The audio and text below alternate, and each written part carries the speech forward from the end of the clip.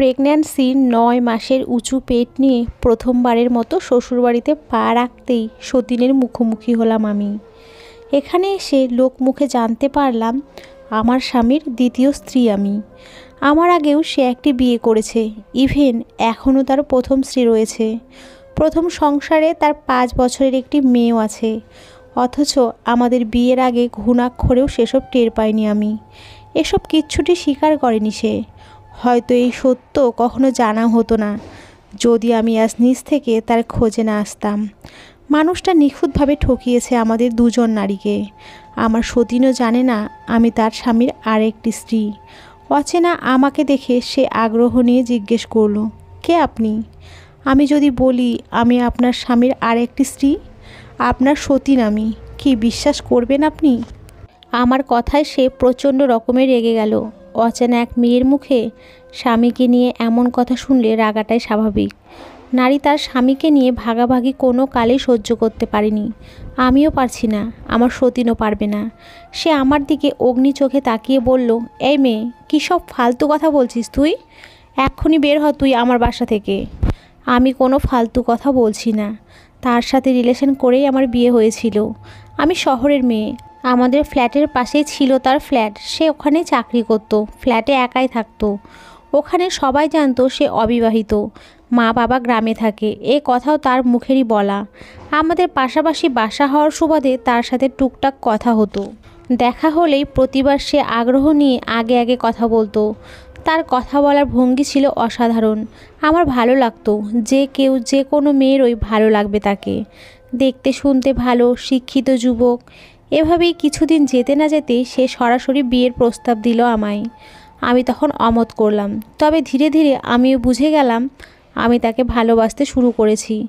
এরপর আমাদের প্রেম হলো। আমি যেটাকে ভালোবাসা বা প্রেম ভাবতাম, আসলে ওটার নাম ছিল পরকীয়া। ঘুণাক্ষরেও বুঝতে পারিনি আমি তার চালাকি। সে বুঝতেও দেয়নি। প্রেম হওয়ার ৬ মাসের মাথায় সে আমাকে বিয়ে করার জন্য পাগল হয়ে গেল। আমার বাবা নেই, আমরা শুধু ২ বোন। আমার বিয়ের ব্যাপারে সে মায়ের সাথে সরাসরি কথা বলল। মা প্রথম রাজি হননি, তবুও সে হাল ছাড়েনি। এরপর বিভিন্ন কৌশলে আমার মাকেও রাজি করালো। ছেলে ভালো চাকরি করে, দেখতে শুনতেও ভালো। তাই আমার পরিবার আর অমত করেনি। মা বললেন, তুমি আমার মেয়েকে বিয়ে করতে চাইলে তোমার অভিভাবকদের নিয়ে আসতে হবে, তাদের মতামতেরও প্রয়োজন আছে।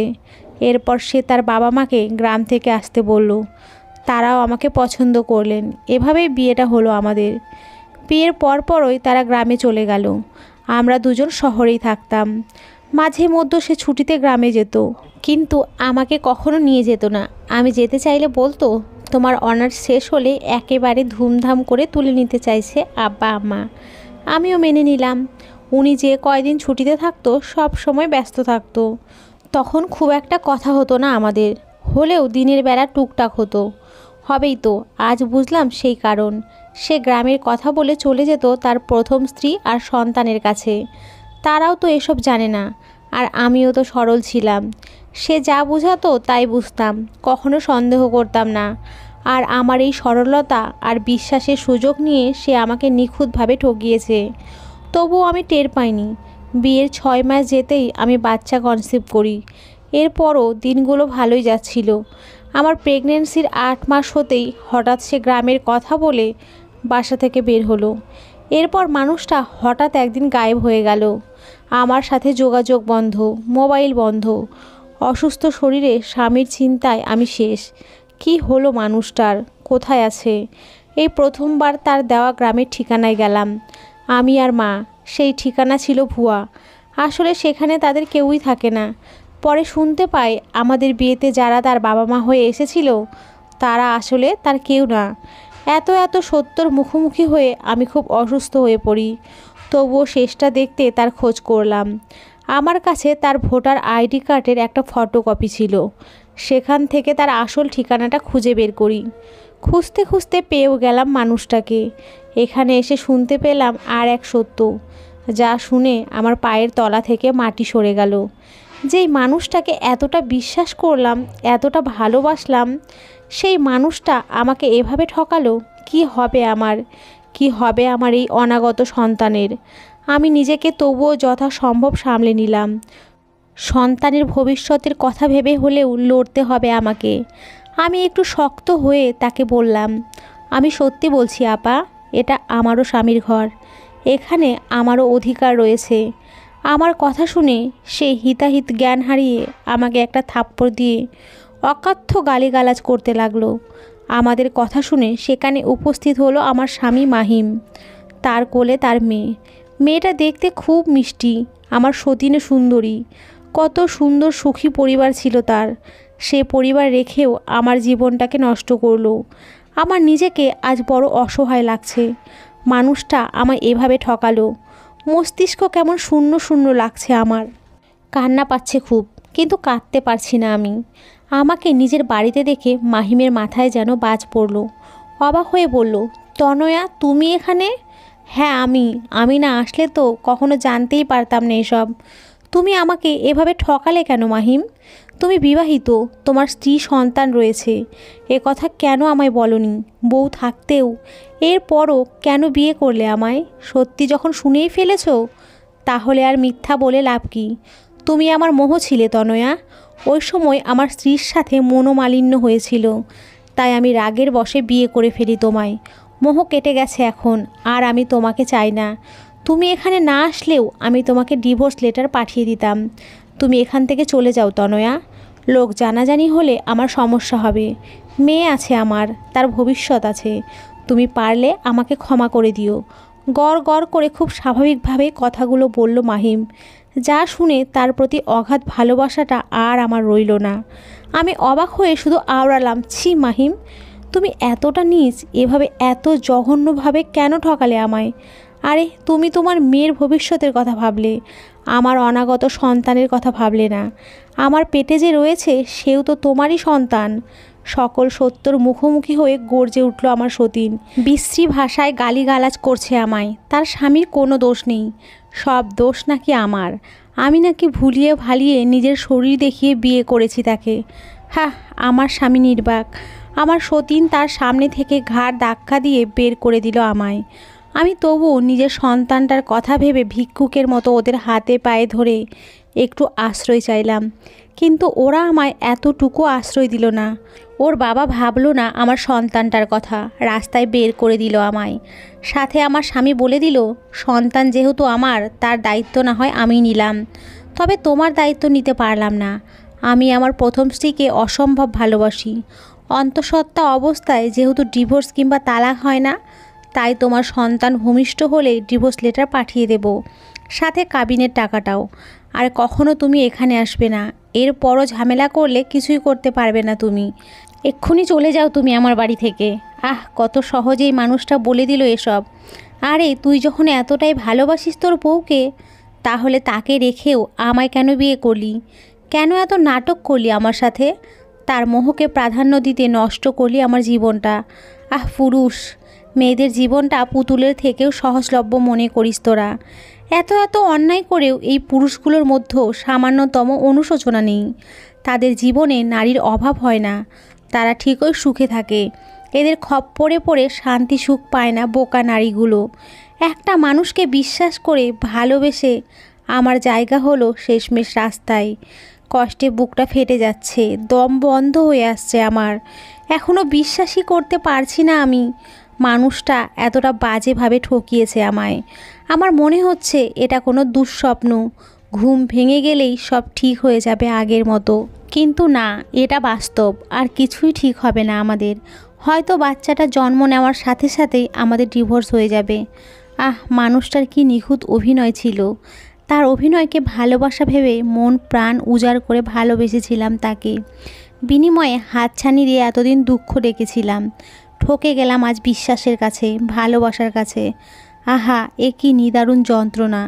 এবার কি হবে আমার? কে দেখবে আমার বাচ্চাটাকে? আমি নিজেকে কিভাবে সামলাবো? বাস স্টেশনের ফুটপাতে নিস্তেজ হয়ে বসেছিলাম আমি। কতক্ষণ ধরে এভাবে বসে আছি খেয়াল নেই। আচমকা হুঁশ ফিরল এক ভিখারিনীর ডাকে। ভেবেছিলাম টাকা পয়সা চাইতে এসেছে। আগ্রহ দেখালাম না, বরং বিরক্ত হলাম।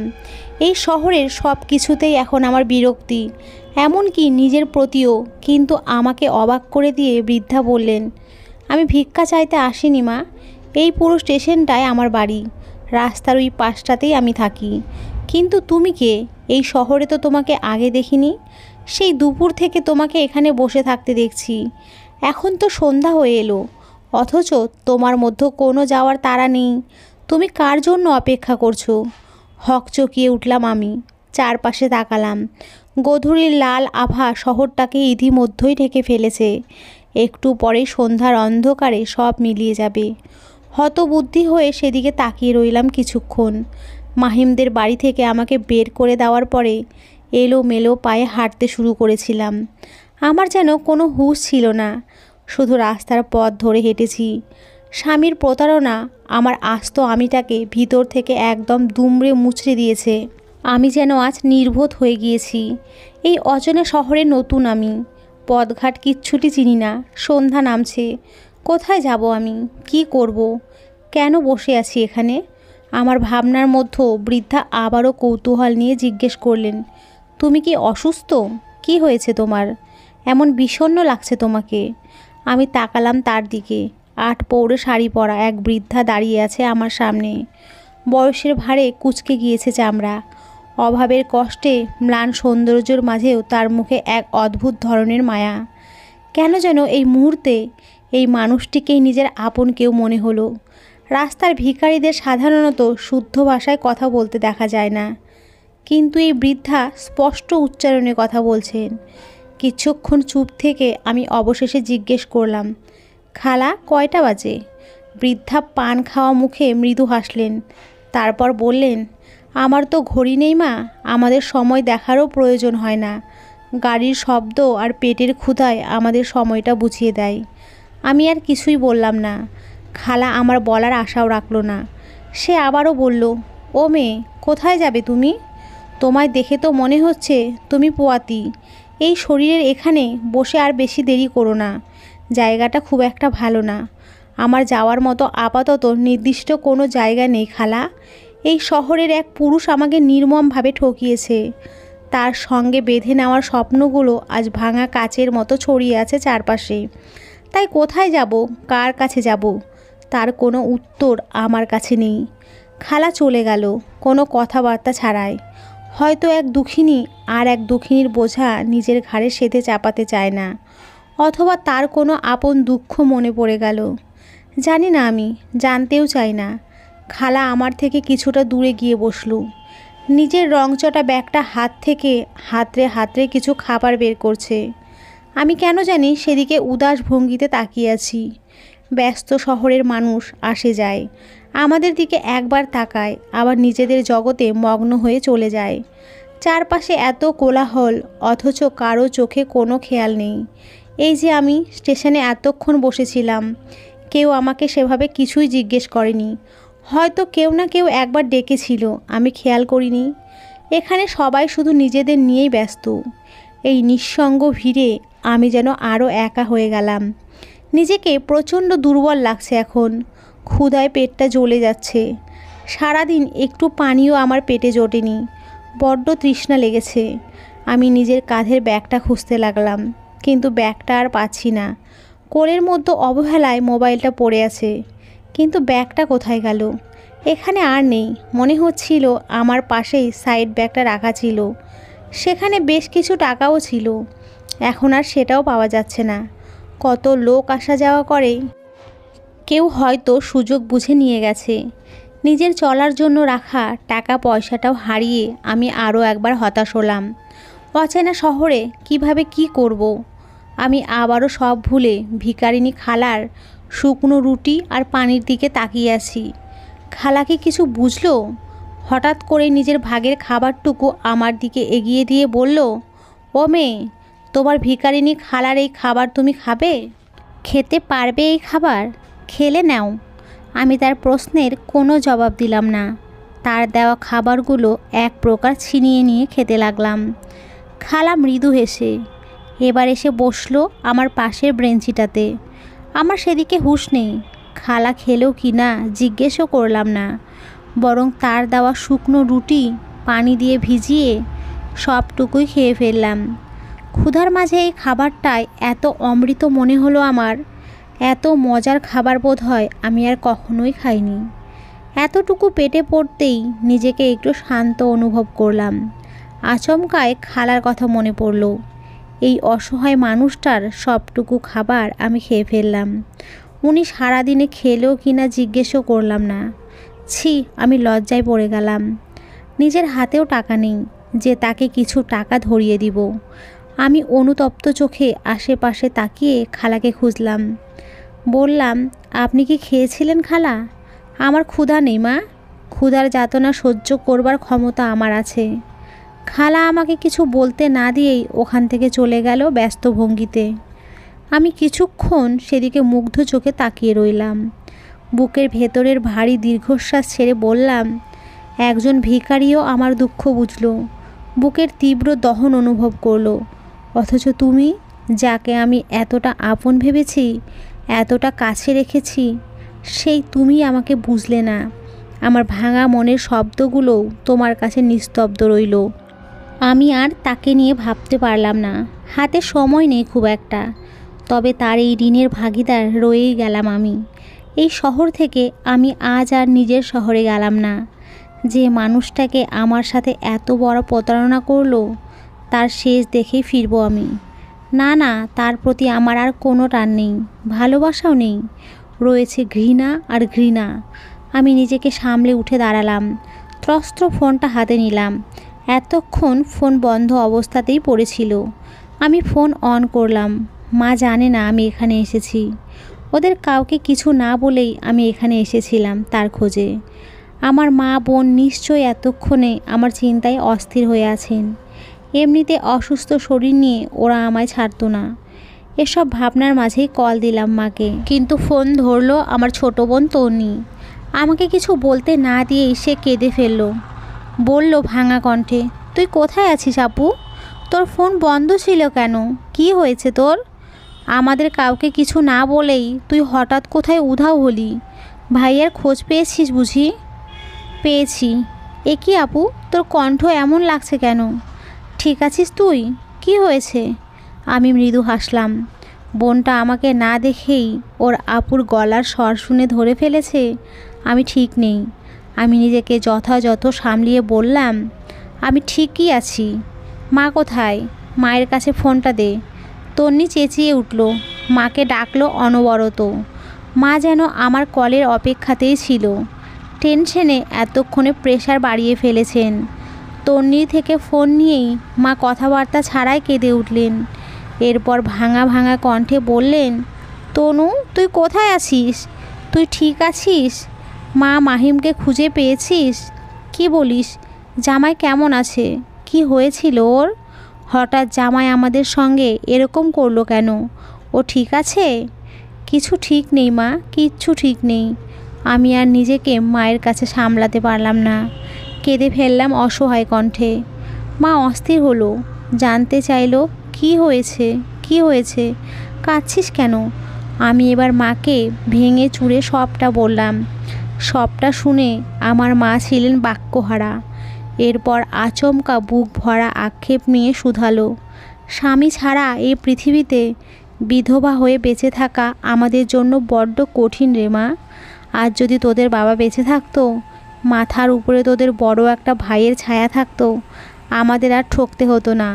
ওরা ঠিকই বিয়ের সময় ছেলের বাড়ি ঘরে খোঁজ খবর নিত। আমরা আবারও হেরে গেলাম বিশ্বাসের কাছে, মানুষের প্রতারণার কাছে। আমাদের অসহায়ত্বের সুযোগ নিয়ে ওরা আমাদের ঠকালো, নষ্ট করলো আমার ফুলের মতো মেয়েটার জীবন।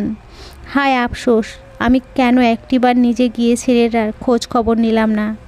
কেন ওর মধুর মধুর কথাতে গলে গেলাম? আহারে, তোর এই দুঃখ আমি কিভাবে ঘুচাবো মা? মা কাঁদছে, তন্নিও কাঁদছে, কিন্তু আমার কান্না থেমে গেছে। কাঁদতে ইচ্ছে করে না আর। আমি যেন হৃদয়হীনা হয়ে উঠেছি।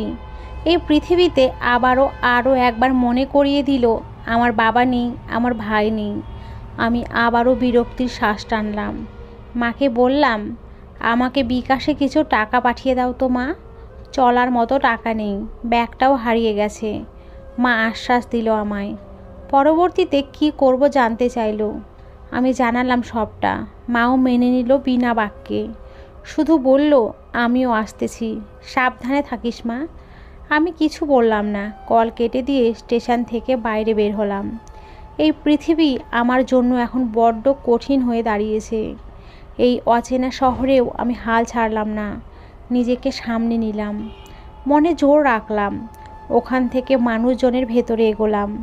মা বিকাশে টাকা পাঠিয়েছে, আমি কিছু টাকা তুলে হাতে নিলাম। অচেনা আমাকে বেশ কয়েক ঘন্টা ধরে এখানে দেখেই যাচ্ছিল লোকজন। তারা কৌতূহল হয়ে এবার জানতে চাইল, কে আপনি? আমি আর চুপ করে থাকলাম না, মানুষজনকে শুনিয়ে শুনিয়ে বললাম, আমি মাহিমের দ্বিতীয় স্ত্রী। ও আমাকে ঠকিয়েছে। আমি আজ সব কিছু যখন জানলাম, ওরা অন্তঃসত্ত্বা অবস্থায় আমাকে বাড়ি থেকে বের করে দিয়েছে। মুহূর্তেই পরিবেশ বদলে গেল। লোকজনের কানাকানি শুরু হলো। আমাকে কিছু লোক ঘিরে ধরল। ওদের আগ্রহ দেখে বুঝলাম গ্রামের ভালো মানুষের মুখোশ পরে ঘুরছে এই লোক। আমি আর নিজেকে দমিয়ে রাখলাম না, সবার সামনে টেনে হিঁচড়ে খুলে দিব ওর মুখোশ। মানুষ জানুক এই শহরে একটা নিকৃষ্ট জীব রয়েছে, যে দুজন নারীকে নিখুঁতভাবে ঠকিয়েছে। না না, এরপর আমি আর তার সঙ্গে সংসার করতে চাচ্ছি না। শুধু আয়োজন করে আমি একটা পশুকে সমাজ থেকে চিহ্নিত করব। আমি আমার প্রাপ্ত অধিকার বুঝে নেব। এসবে আর তাকে এতটুকুও ছাড় দেওয়া হবে না। আমাকে দুঃখের মাঝে রেখে তুমি শুধু সুখটাই বেছে নিবে? হুম, তা তো হচ্ছে না। একটু তো হেনস্থা তুমিও হও। এই সমাজের মেয়েরা আমাকে দেখুক, শিখুক নির্মম বাস্তবতাকে। এই ঘটনা আজকাল অহরহ হয়, তাই সমাজের মেয়েদের কাছে আমার একটা বার্তা থাকবে, তারা যেন বিয়ের ক্ষেত্রে সচেতন হয়। আমায় নিয়ে আজ সন্ধ্যায় সালিশ বসেছে। এখানকার স্থানীয়রা এলাকার চেয়ারম্যানকে খবর দিয়েছে। আমি এখন বসে আছি চেয়ারম্যানের ক্লাবে। আমাকে ঘিরে অনেক লোক দাঁড়িয়ে আছে, তাদের মাঝখানে আমি। অন্য এক পাশে মাহিম ও তার প্রথম স্ত্রী কন্যা। ওরা দুজনই আমার দিকে বিরাস মুখে তাকিয়ে আছে। মাহিম একটু পর পর আমার দিকে রক্তিম চোখে তাকাচ্ছে।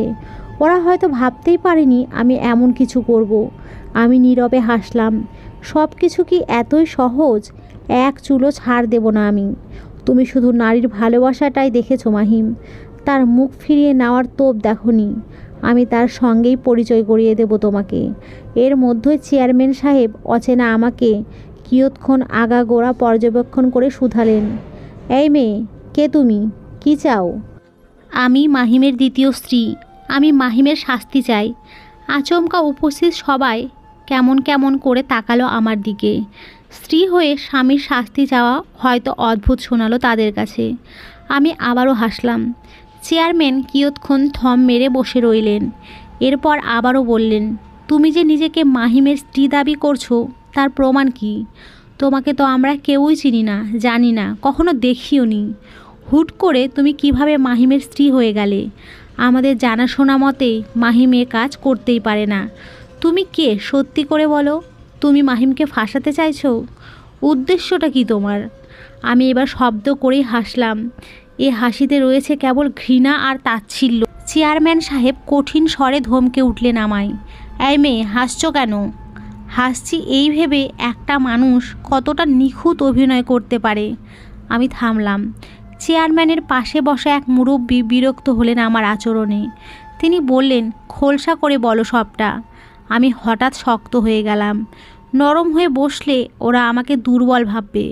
আমি নিজেকে যথাযথ শক্ত খোলসে আবদ্ধ করে মাহিমের দিকে আঙুল উঁচিয়ে বললাম, ওই যে জানোয়ারটাকে দেখছেন না, ও একটা প্রতারক, ভণ্ড, ওই আমার স্বামী। এটা ভাবতেই আমার ঘৃণা হচ্ছে আজ। আমি ওর স্ত্রী, অথচ আপনারা এক এলাকার হয়েও আমাকে চেনেন না, কারণ আমাকে চিনতে দেওয়া হয়নি। তারপরও আপনাদের প্রমাণ চাই, তাই না? শুনুন তবে, আমি মাহিমের স্ত্রী। এর সবচেয়ে বড় প্রমাণ আমার পেটের অনাগত সন্তান। আপনাদের সন্দেহ থাকলে ডিএনএ টেস্ট করুন, আমাদের কাবিননামাও চেক করতে পারেন। আমি সব কিছুর জন্য প্রস্তুত। মুহূর্তেই টান টান উত্তেজনায় সবাই নড়ে চড়ে উঠল। মাহিম এতগুলো মানুষের সামনে বেশ অপমানিত বোধ করল।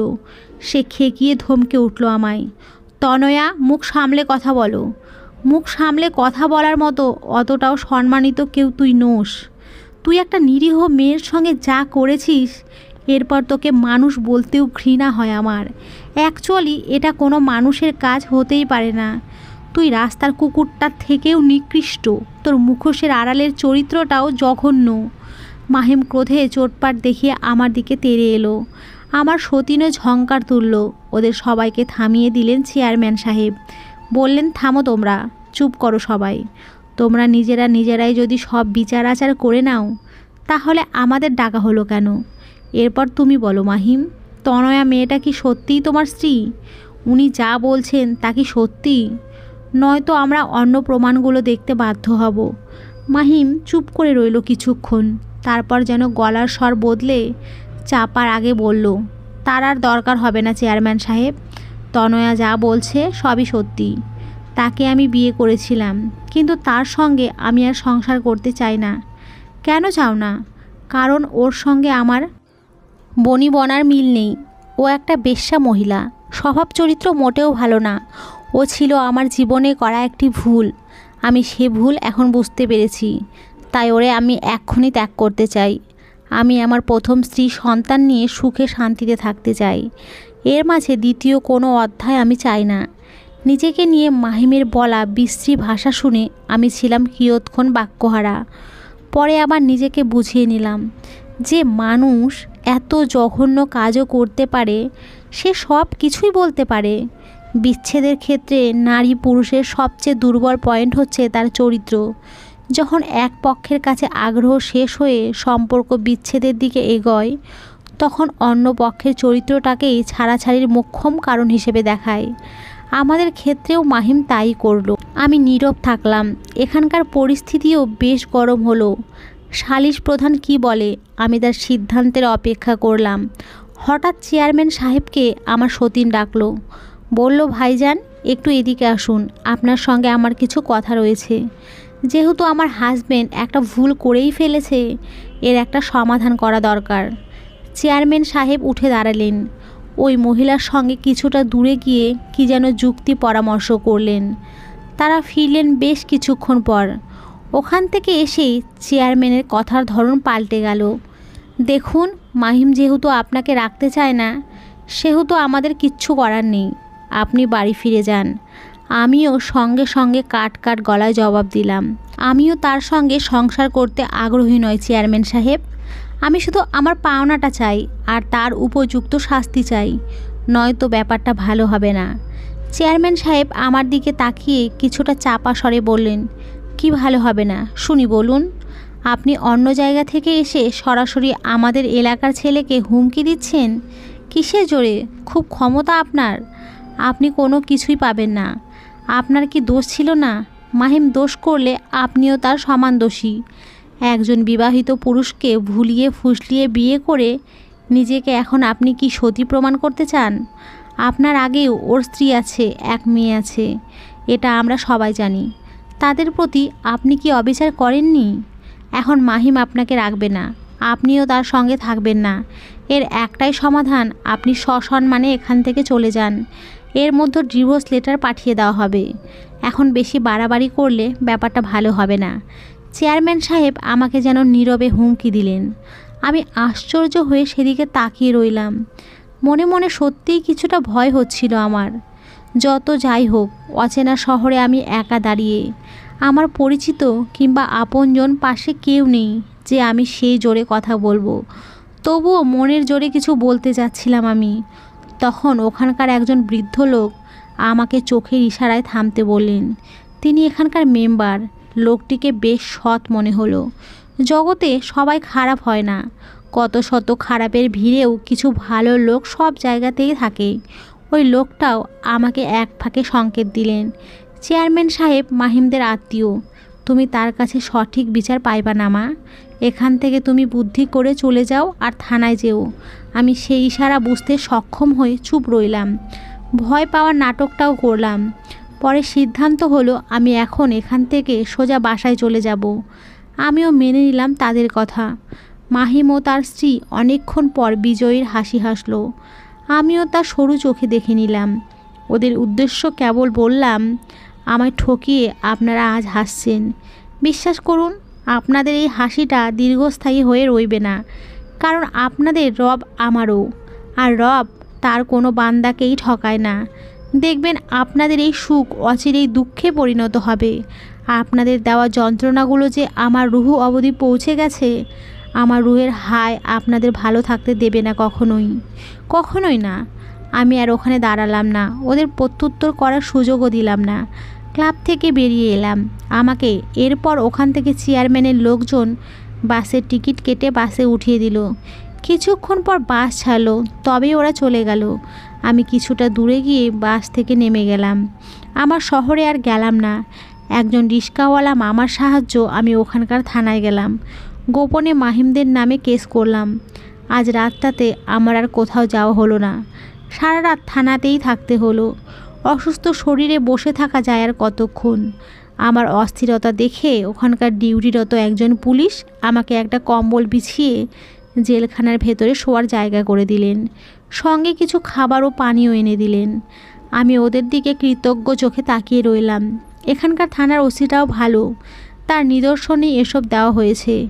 গর্ভবতী মায়েদের প্রতি তাদের যতটুকু দয়া হলো, এর কানা করিও আমার স্বামী আমাকে দেখায়নি। আমি দীর্ঘশ্বাস ছাড়লাম। ওর কথা আর ভাবলাম না, শুয়ে পড়লাম জেলখানার বিছানাটায়।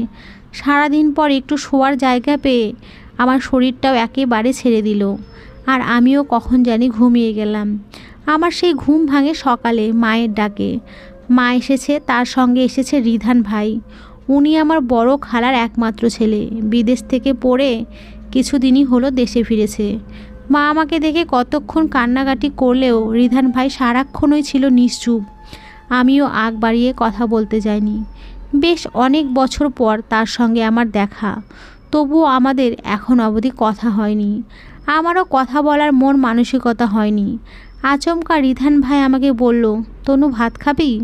পরিচিত সেই সুর, ওনার মুখটাও বেশ হাসি হাসি, ফর্সা মুখটাতে সুখ সুখ। আচমকা তার এমন কথাতে রাগেরা আমার মাথায় তল্লি তল্লা চেপে বসলো। উনি কি সাত সকালে এখানে এসেছে আমাকে ভাত খাওয়াতে? আমার কি এখন ভাত খাওয়ার মানসিকতা আছে? কথাবার্তা ছাড়াই এগুলো কেমন কথা? ওনার খেতে ইচ্ছে করলে খাবে, আমাকে কেন বলবে? আমার যে কি হলো, আমি হঠাৎ এতক্ষণে সব ব্র্যাগ উগলে দিলাম রিধান ভাইকে। কঠিন স্বরে খেকিয়ে উঠলাম আচমকা। বললাম, রিধান ভাই, আপনি কি সাত সকালে আমাকে ভাত খাওয়ানোর জন্য থানায় এসেছেন? আমি তো তাও তোকে ভাত খেতে বলছি। তোর স্বামী তো তোকে সারা দিনটাতে এক গ্লাস পানিও দিল না। ওনার গা ছাড়া কথাতে আমার এতক্ষণের তেজওয়ালা মুখটা আমসি হয়ে গেল। রিধান ভাই সবটা জেনেও আমাকে মুখের উপরে এসব বলেছেন। আমার মনের অবস্থা জেনেও তার বলা এই কথাটা এই মুহূর্তে আমাকে ভীষণ পীড়া দিচ্ছিল। আমি কেবল তার দিকে শূন্য দৃষ্টিতে তাকিয়ে বললাম, আপনি কি আমাকে খোঁচা দিচ্ছেন রিধান ভাই? ওনার আবারও সেই গা জ্বালানো উত্তর, মিথ্যে তো আর কিছু বলিনি। তোর কাছে এটা খোঁচা মনে হলো কেন তনু?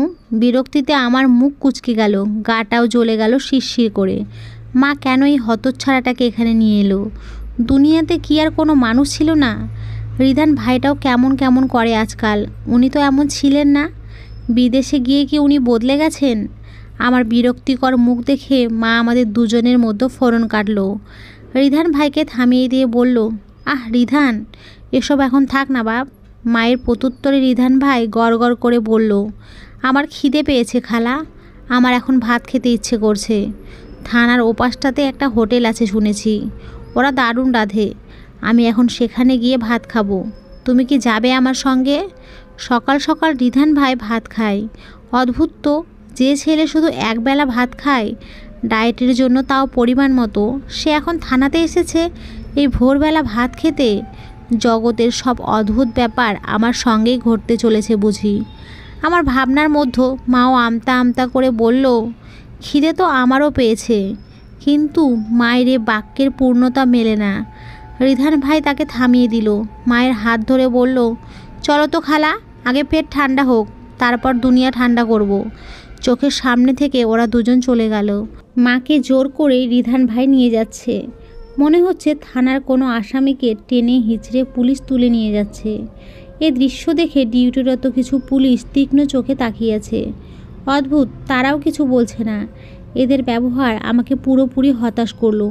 কি আশ্চর্য, ওরা তো গেল ভাত খেতে, আমি কি করব? এখন এখানে একা একা দাঁড়িয়ে থাকার কোনো মানেই হয় না। অগত্যা আমিও বিরক্তির শেষ পর্যায়ে গিয়ে ওদের পিছু নিলাম। আমরা তিনজন এখন বসে আছি একটা হোটেলে।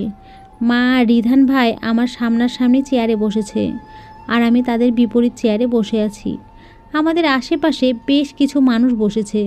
কেউ খাচ্ছে, কেউ বা খাবারের জন্য অপেক্ষা করছে, কেউ বা প্রিয়জনদের সঙ্গে আলাপ করছে।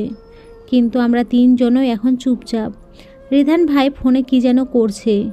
মা আর চোখে বারবার আমাকে দেখছে। আমি তাতে আগ্রহ দেখালাম না। এখানে আসার পর থেকেই আমার খিদে অনুভব হলো। হোটেল থেকে ভিন্ন ভিন্ন খাবারের চমৎকার ঘ্রাণ নাগে আসছে। এতে আমার পেটে গুড়গুড়িয়ে উঠছে। তখন আমি অনুভব করলাম খিদে কাকে বলে। এই মুহূর্তে মনে হচ্ছে দুনিয়ার সব খাবার আমার পেটে ধরবে। ওরা কখন খাবার দেবে, কখন খাবো আমি, এতটুকু তাড়না আমার সইছে না। এই মুহূর্তে জগতের কোনো চিন্তা আমার মাথাতেই নেই। এতে মনে মনে বেশ অস্বস্তি হচ্ছিল আমার। এই ভেবে যে আমি তো খেতে আসতে চাইনি, তখন উল্টো রিধান ভাইকে ধুয়ে দিচ্ছিলাম। এখন যদি সেধে এসে আগে আগে খাবার চাই, ইজ্জত থাকবে? রিধান যে লাগামহীন মানুষ, দেখা গেল এতগুলো মানুষের মধ্যে উনি আমাকে কিছু একটা বলে দিল। এরপর লজ্জায় আমার নাক কান কাটা গেল। আমি সেরকম রিস্ক নিলাম না। ভাগ্যিস আমাদের নীরব অনুভূতি মানুষ অনুভব করতে পারে না। আমার ভাবনার মাঝেই হোটেল বয় এসে খাবার দিয়ে গেল। রিধান ভাই অর্ডার করেছে সাদা ভাত, বেশ কয়েক পদের ঝাল ঝাল ভর্তা আর দেশি মুরগির ভুনা। সবগুলোই আমার খুব প্রিয়। খাবার সামনে আসার পরই আমি খাওয়া শুরু করেছি। বেশ কয়েক বেলা পর ভাত পেয়ে বেশ তৃপ্তি নিয়ে আমি খাচ্ছি। আমার খাওয়ার মধ্যেই আচমকা রিধান ভাই মিহিস্বরে শুধালো, মামলা করেছিস? রিধান ভাইয়ের কণ্ঠে খানিকটা উদ্বেগ, কিন্তু আমার কণ্ঠে গাঢ় দৃঢ়তা। আমি দৃঢ় কণ্ঠে জবাব দিলাম, হ্যাঁ।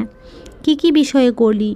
ওনার ফের প্রশ্নে আমি ততক্ষণ জবাব দিলাম না, বরং লেগ পিসটাতে একটা কামড় দিয়ে মজা করে খেলাম। তারপর একটু পানি খেয়ে পরিষ্কার গলায় বললাম, প্রথমেই দ্বৈত বিবাহ মামলা করেছি। তিনি আমাকে না জানিয়ে আমাকে দ্বিতীয় বিয়ে করেছেন। এটা আমায় এবং আমার সন্তানের অধিকার নিয়ে খেলা। আইনি ধারা দণ্ডবিধি 1860-এর ধারা 494। শাস্তি সর্বোচ্চ 7 বছরের কারাদণ্ড এবং জরিমানা। মা আমার কথাতে বেশ চমকালো। উনি খাওয়ার হাত থামিয়ে দিলেন এবং বেশ আগ্রহ নিয়ে জানতে চাইল, বলিস কি? তাহলে আর কি করলি? আমি ঠোঁট এলিয়ে হাসলাম। বললাম, নারী নির্যাতনের মামলা করেছি। গর্ভাবস্থায় আমাকে শারীরিক ও মানসিক নির্যাতন করা হয়েছে। আইনি ধারা নারী ও শিশু নির্যাতন দমন আইন 2000-এর ধারা 345। শাস্তি ধারা 3 অঙ্গহানি বা বিকৃতি ঘটালে মৃত্যুদণ্ড বা যাবজ্জীবন কারাদণ্ড এবং জরিমানা। ধারা 4 যৌন নির্যাতনের জন্য যাবজ্জীবন কারাদণ্ড এবং জরিমানা। ধারা 5 অপহরণ বা পাচারের জন্য মৃত্যুদণ্ড, যাবজ্জীবন কারাদণ্ড এবং জরিমানা।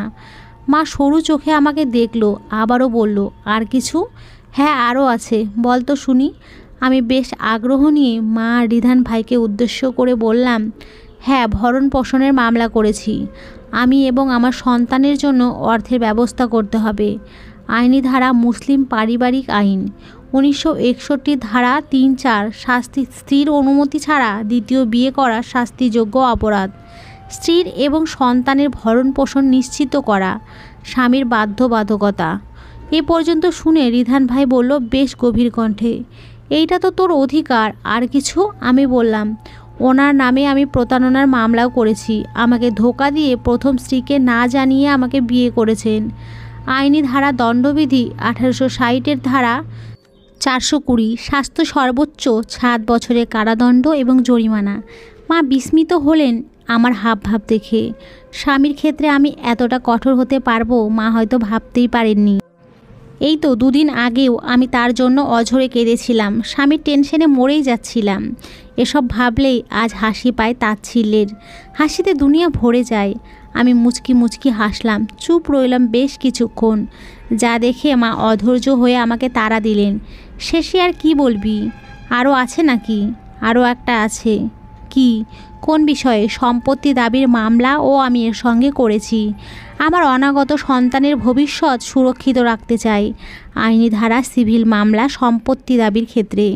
শাস্তি সন্তানের অধিকার অনুযায়ী সম্পত্তি বন্টনের আদেশ। সবটা শুনে মা জিজ্ঞেস করলেন, মামলা মোট কটা হলো? আমি পৈশাচিক হাসি দিয়ে বললাম, 5টা। আচমকা রিধান ভাই আমাকে বাহবা দিয়ে বললেন, বাহ বাহ, তোর সাহস তো দেখছি অনেক বড় হয়েছে তনু। আমিও তাকে ভাব নিয়ে বললাম, জানি আমি, এটা আমার লড়াই, আমার অধিকার। রিধান ভাই আর কিছুই বললেন না, নিজের খাওয়ায় মনোযোগ দিলেন। মাও আর কথা বাড়ালেন না, তার চোখে মুখে লেপ্টে আছে উৎফুল্লতা। আমিও ওদের নিয়ে আর ভাবলাম না। আমি এখন ভাবছি আমার ভবিষ্যতের কথা, আমার অনাগত সন্তানের কথা, আমার অধিকারের কথা। আবারও পৈশাচিক হেসে ভাবছি, ওরা যখন মামলার নোটিশগুলো পাবে ওদের প্রতিক্রিয়া কেমন হবে। আমাকে কি হুমকি দেবে, নাকি আবারও মাহিম সব মিটমাট করতে আসবে। কিন্তু আমি তো তাকে মন থেকেই কবর দিয়েছি। এখানে মাহিমের কোনো স্থান নেই, কোনো জায়গা নেই। ও কেবল আমার কাছে একজন অপরাধী। আমার দেহে প্রাণ থাকা অবধি আমি লড়ব। নারীকে যারা শুধু দুর্বল ভেবে বসে আছে তাদের আমি আমার সাহসিকতা দেখিয়ে দেব। হাজার হাজার ঠকে যাওয়া নারীকে শেখাবো অধিকার রক্ষার লড়াই। না না, এই লড়াই কেবল আমার নিজের জন্য নয়, বরং সমাজের অন্য অন্য অবহেলিত নারীদের জন্য একটি উদাহরণ। এসব ভাবনার মাঝে কখন যে নিজের পেট ভর্তি খাবারটা শেষ করেছি খেয়ালই করিনি। আমার ভাবনায় ভাঙন ঘটল মায়ের ডাকে, তনু তনু। খানিকটা হকচকিয়ে গেলাম আমি, তবুও নিজেকে সামলে জবাব দিলাম, হ্যাঁ মা। আর কটা ভাত দিব মা, নিবি আর একটু? আমি অনুভব করলাম আমার পেটে এখনও খিদে রয়েছে, এতটুকু খাবারে পেট ভরেনি। আমি কোনো কিছু না ভেবেই বললাম, দাও। মা বেশ আয়েশ করে আমার পেটে ভাত তুলে দিলেন, ভর্তা তুলে দিলেন, নিজের বাটিতে রাখা মাংসও তুলে দিলেন। আমি খাচ্ছি, আজকের মাংসটা বেশ মজা হয়েছে। আমার আরেক বাটি খেতে ইচ্ছে করছে। রিধান ভাইয়ের মাংসের বাটিটা এখনও ভরা, উনি এখনও ছুঁয়েও দেখেননি। আমি সেদিকে লোভাতুর হয়ে তাকিয়ে আছি। যা লক্ষ্য করে রিধান ভাই আচমকা আমার দিকে নিজের মাংসের বাটিটা এগিয়ে দিয়ে বললেন, নে খেয়ে নে। আশ্চর্যের ব্যাপার হলো আমি সত্যি সত্যি তার দেওয়া মাংসের বাটিটার সবটুকু মাংসই নিজের প্লেটে তুলে নিলাম, যেন আমি এতক্ষণ ধরে এটারই অপেক্ষা করেছিলাম। আমার ছেলে মানুষই দেখে রিধান ভাই কেমন করে যেন একটু হাসলেন, কিন্তু ততক্ষণে কিছু বললেন না। বললেন আমার খাওয়ার পর। আচমকা রিধান ভাই মাকে দেখিয়ে বললেন, দেখলে খালা, কে যেন বলছিল আমি ভাত খাবো না। আমার কি সেই মানসিকতা আছে? এ নিয়ে আমাকে কত হুমকি ধামকি, এখন দেখলে নিজেরটা তো খেলোই, সঙ্গে আমার মাংসের বাটিটাও সাফ করে দিল, রাক্ষস একটা। তার কথায় মাও মিটমিট করে হাসলেন। আকস্মিক রিধান ভাইয়ের এমন খোঁটা শুনে আমার লজ্জায় মরে যেতে ইচ্ছে করলো। বদলোক, এজন্যই তো বলি এই লোক তখন এত সাধুগুরি কেন দেখালো। আমার ইচ্ছে করছে এখন পেট থেকে সবটুকু খাবার বের করে ওনাকে ফেরত দিয়ে দিতে। তা তো আর সম্ভব না। আমি ছ্যাদ করে উঠলাম আচমকা। আমি কি আপনার কাছে আপনার মাংসের বাটি চেয়েছিলাম রিধান ভাই?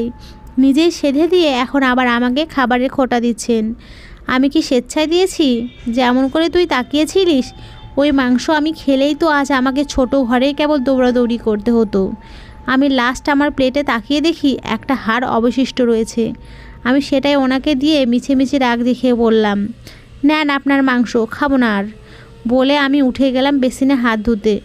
রিধান ভাই পেছন থেকে ছ্যাদ করে উঠল। আমি সেসবে পাত্তা দিলাম না। এর মধ্যে ওদের খাওয়াও শেষ। রিধান ভাই বিল দিলেন। আমরা তিনজন একসঙ্গে হোটেল থেকে বেরিয়ে এলাম। এরপর টং দোকানে দাঁড়িয়ে চা খেলাম। সবটাতে আজ বেশ তৃপ্তি পাচ্ছি আমি, আমার সঙ্গে মাও। এটা ভাবতেই অবাক লাগে আজ এমন একটা মুহূর্তে কিভাবে আমি এত আরাম করে খাচ্ছি। মানুষ বড়ই অদ্ভুত, অদ্ভুত তার মন। মন কখন কি চায় তা আমরা নিজেরাও বুঝি না। আমি এই মুহূর্তে এসব বুঝতেও চাই না। সেদিন থানায় আরও বেশ কিছু কাজ রিধান ভাইকে সঙ্গে নিয়ে গুছিয়ে ফেললাম আমরা। এখনও তো আদালতের ব্যাপার স্যাপার বাকি পড়ে আছে, সেখানে আমাকে দরকার হবে। তাই আমরা আর বাড়ি গেলাম না। অসুস্থ শরীর নিয়ে বারবার এত দূর জার্নি আমি এখন নিতে পারবো না। এই ভেবে মা ও রিধান ভাই এখানে একটা আবাসিক হোটেলে 2 রুম নিলেন। এক রুমে আমি আর মা, অন্য রুমে রিধান ভাই।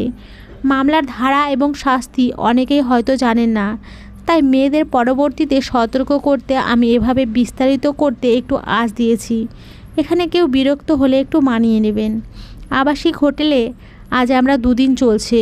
এ কদিন থানার ভিন্ন ভিন্ন প্রমাণ কাগজপত্রে ঝামেলা গোছাতে গিয়ে ব্যাপক ছোটাছুটি করতে হয়েছে আমাকে। অসুস্থ শরীর নিয়ে ভীষণ ক্লান্ত হয়ে পড়েছি আমি। ভরা পেট নিয়ে নড়াচড়া করতেও আজকাল কষ্ট হয়ে যাচ্ছে আমার। তবুও আমি মনের জোরে লড়ছি। আজ দুপুরে খেয়ে একটু শুয়েছিলাম, হঠাৎ মাহিমের নাম্বার থেকে কল। ফোন কলের শব্দ পেয়ে পাশ থেকে মা জিজ্ঞেস করলো, কে কল করেছে তনু? আমি স্বাভাবিকভাবেই বললাম, মাহিম। মা ওর নাম শুনতেই আতঙ্কে উঠল, ভয়ার্ত গলায় আমায় বলল, কল ধরিস না তনু, তুই ওর কল ধরিস না, কল কেটে দে, কল কেটে দে, তুই এক্ষুনি ওর নাম্বারটা ব্লক করে দে। কিন্তু আমি মায়ের বারণ শুনলাম না। কিছু একটা ভেবে বাঁকা হাসলাম। মা ওর নাম শুনতে পেয়েই ওনার মুখ ফ্যাকাশে হয়ে গেছে, কিন্তু আমি বেশ স্বাভাবিকই রয়েছি, যেন আমি জানতাম এমনটাই হওয়ার। এরপর কল রিসিভ করলে কি হতে পারে তাও আজ করে নিয়েছি। মা আমার দিকে তীক্ষ্ণ চোখে তাকিয়ে আছে। আমার ভাবসাব দেখে তার চোখে বিস্ময়, মুখে কোথাও শব্দ নেই। আমি আবারও হাসলাম। এরপর নিজেকে যথাযথ সামলিয়ে ফোন রিসিভ করলাম। রিসিভ করার আগে অবশ্য কল রেকর্ডিং চালু করে নিয়েছি। আমি আর আকপাস না ভেবে গম্ভীর কণ্ঠে শুধালাম, হ্যালো। আচমকা ওপাশ থেকে মাহিমের বাজখায় কণ্ঠে বিশ্রী গালিগালাজ ভেসে আসলো। কিরে, তুই নাকি হোটেলে উঠেছিস, আবার আমার নামে মামলাও করেছিস? জানোয়ারের বাচ্চা, তোর এত সাহস কিভাবে হলো? মুখ সামলে কথা বলো মাহিম। তুই আমার সাহসের এখনও কিছুই দেখিসনি। তোর সাহস দেখার আগেই আমি তোকে দুনিয়া থেকে বিদায় করব তনয়া। ভালোই ভালোই কথা বলেছিলাম আমি, তুই যখন শুনিসনি, এইবার তোর তেজ আমি ছুটাবো। দেখিস কেমন শুরু করেছিস হোটেলে বসে। এই তুই তোর বাপের পরামর্শে আমার নামে মামলা করেছিস। তোর বড় বড় বাপেরা মিলেও মাহিম চৌধুরীর এক গছা চুলও ছিঁড়তে পারবে না। তোর টাকার লোভ হয়েছে, আমার সম্পত্তির উপরে লোভ হয়েছে, তাই না? তোকে আমি জাস্ট খুন করে ফেলবো, খুন করে দিব। আমি নিঃশব্দে নিভৃতে ওর কল কেটে দিলাম। ওর বিশ্রী কথাবার্তা, হুমকিমূলক কথাবার্তা, ভয়েস রেকর্ডটা সেই সঙ্গে মোবাইলে সেভ করে ফেললাম। এই জিনিস আমার মামলাটাকে আরও একটু শক্তপোক্ত করতে সাহায্য করবে। আমি তৎক্ষণাৎ মাহিমের নাম্বারটা চিরতরের জন্য ব্লক লিস্টে যুক্ত করলাম। ওর বিশ্রী গালিগালাজগুলো এখনও আমার কানে বাজছে, সেই সঙ্গে শরীরটাও ঘিনঘিন করছে ঘৃণায়। ভাবতেই আজ নিজের প্রতি করুণা হয়। এরকম একটা অসভ্য জানোয়ারকে এককালে ভালোবেসেছিলাম আমি। ছি, আজ আমাকে ওর গালিগালাজগুলোও হজম করতে হলো। ভবিষ্যৎ প্রজন্মকে ভেবে এই যে আমি পাল্টা প্রতিক্রিয়া দেখাতে গিয়েও দেখায়নি, পাছে আমার প্রমাণটা যদি নড়ে চড়ে যায়। আমি জানতাম থানা থেকে নোটিশ পাঠালে কিংবা মাহিমের কানে মামলার খবর পৌঁছালে সে আমাকে কল করবে। হলোও তাই। আমার লক্ষ্য এবার সাকসেস। তবুও আমি কিছুক্ষণ থমথমে অবস্থায় বসেছিলাম। আমার নির্বিকার ভঙ্গির ভাটা পড়ল মায়ের ডাকে, তনু, ও তনু। কি বলল রে মাহিম? আমি তৎক্ষণাৎ নিজেকে সামলে নিয়ে মাকে এড়িয়ে গেলাম। মা জানার জন্য এখনও উসখুস করছে, কিন্তু আমি কিভাবে বলবো মাকে? আমার প্রেমিক পুরুষ আমাকে গালিগালাজ করেছে। আমার যে প্রেমিকার অশোভন আচার আচরণ সচরাচর প্রকাশ করতে পারি না কাউকে। প্রেমেরা হারিয়ে সম্পর্ক যখন বিষাদে ভরে ওঠে, তখন চুপি চুপি কত কথা আমরা গিলে ফেলি লোকের ভয়ে। আমিও তার বিপরীতে নয়। মায়ের থেকে নিজেকে লুকালাম কৌশলে। আমি হাতড়াতে থাকলাম মূল জায়গাতে।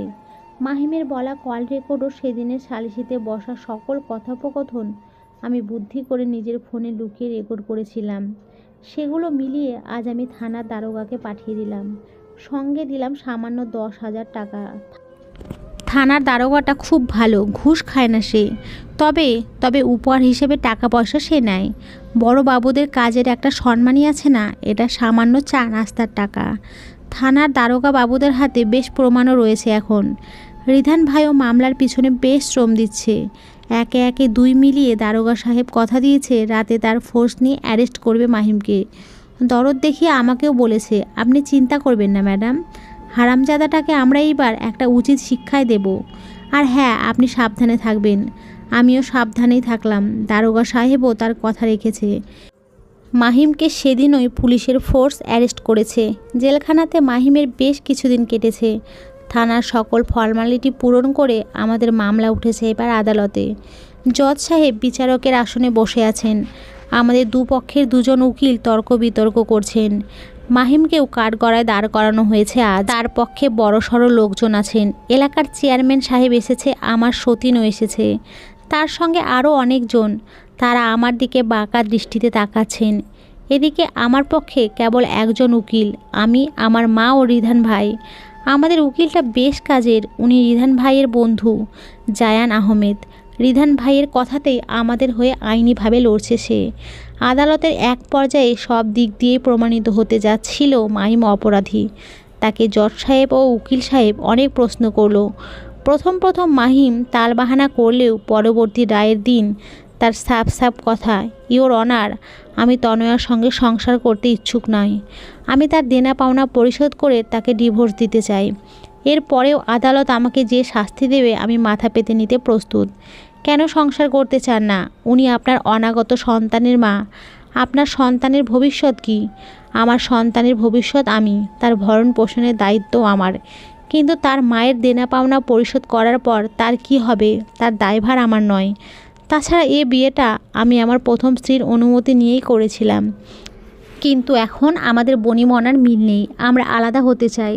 এর মধ্যেই আমি বাদ সেধে বললাম, মহামান্য আদালত, মাহিম মিথ্যা বলছে। উনি ওনার প্রথম স্ত্রীর অগোচরে আমার সঙ্গে চিটিং করে আমাকে বিয়ে করেছে। উনি আমার আর আমার অনাগত সন্তানের সঙ্গে প্রতারণা করেছে। আমার কথার পিঠে সতীন বলল, ইওর অনার, আমি মাহিমের প্রথম স্ত্রী নুহা বলছি। আমার স্বামী আমার অনুমতি নিয়েই দ্বিতীয় বিয়ে করেছে। ওনার দ্বিতীয় বিয়েতে আমার কোনো আপত্তি ছিল না। আমি হতবাক হয়ে রইলাম কিঞ্চিতক্ষণ। একজন নারী হয়েও উনি অপরাধকে চাপা দিয়ে স্বামীর পক্ষ নিয়ে আদালতকে মিথ্যে বলল। এর মধ্যে আমার পক্ষের উকিল ব্যঙ্গ করে ওনাকে বললেন, আপনি এতই উদার মনের মানুষ মিস নুহা?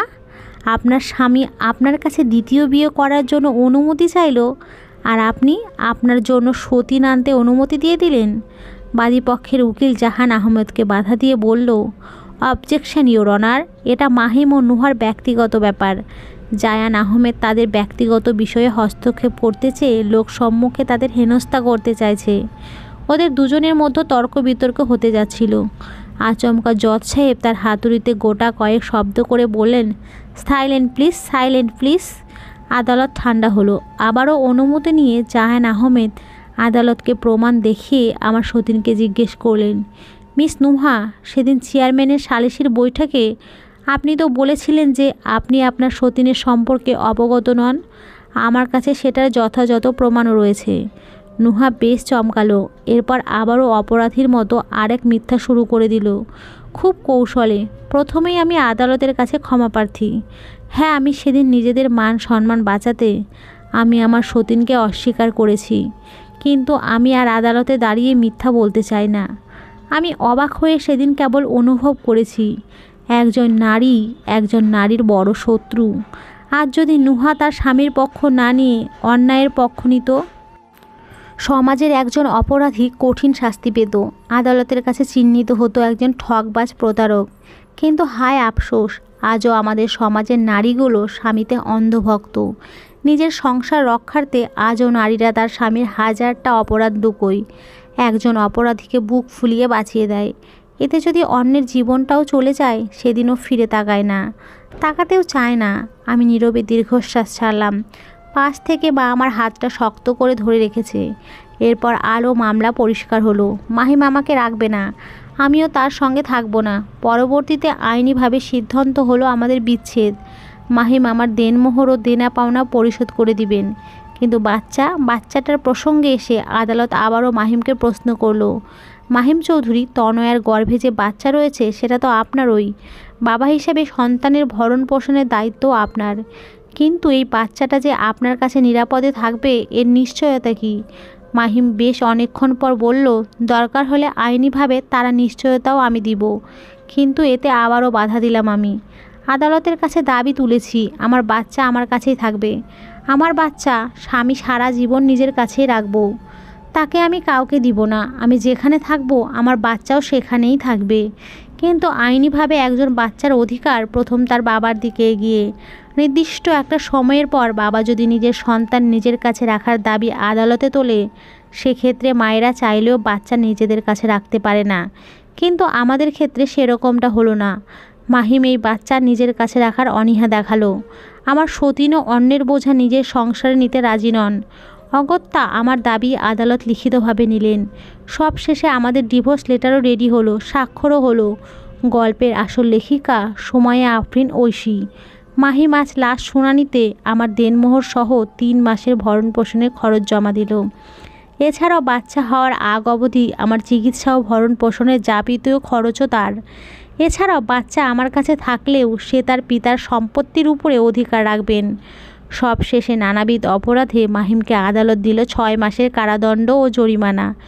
যদিও ওর শাস্তি আরও বেশি হওয়ার দরকার ছিল, কিন্তু ক্ষমতা আর টাকার ফাঁকফোকর থেকে আদালত তাকে অল্পতেই বাঁচিয়ে নিল। জায়ান আহমেদ আর কিছু করতে চেয়েও পারল না। আদালতের পর আর তার হাত নেই। আজ আমি এতটুকুতেই সন্তুষ্ট থাকলাম, এই ভেবে মানুষের আদালতের ফাঁক ফোকর থাকে, কিন্তু আল্লাহর আদালতে কোনো ফাঁক ফোকর নেই। সেখানে প্রতিটি কাজের সঠিক বিচার হয়। তুমি ঠিক ততটুকুই পাবে যতটুকু তোমার প্রাপ্য, হোক তা সুখের পুরস্কার কিংবা শাস্তির কঠিন বোঝা। সেই বিশ্বাস রেখেই আমি দুহাত উঁচিয়ে একজন অপরাধীকে আল্লাহর নিকটে সঁপে দিব। আমার প্রতিটি দীর্ঘশ্বাস ওর দিকে অভিশাপ হয়ে ফিরবে। হ্যাঁ হ্যাঁ, ফিরবেই। আমি হাসলাম তৃপ্তিতে। ভাগ্যিস আমাদের একজন রব আছেন। অবশেষে আমি আমার সংসারটা লিখিতভাবে হারালাম।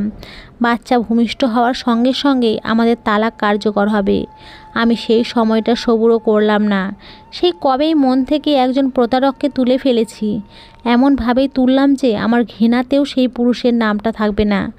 আমি এও জানি আমি তাকে ছাড়াই বাঁচব, ভালো থাকব এবং একজন বিপ্লবী নারী হব, যাকে দ্বিতীয়বার ভাঙতে আসলে সেই পুরুষ 100বার ভাববে।